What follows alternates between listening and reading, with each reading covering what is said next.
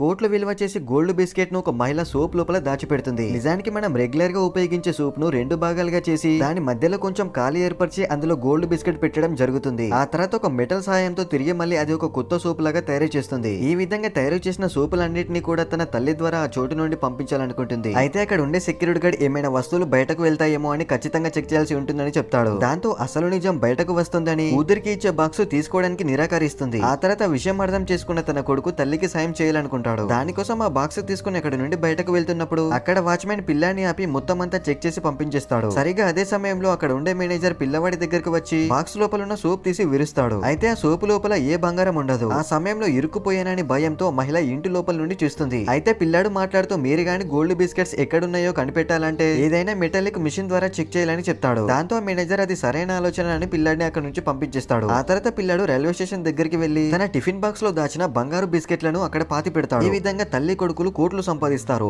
Video నచ్చితే ఒక like చేయండి ఫ్రెండ్స్.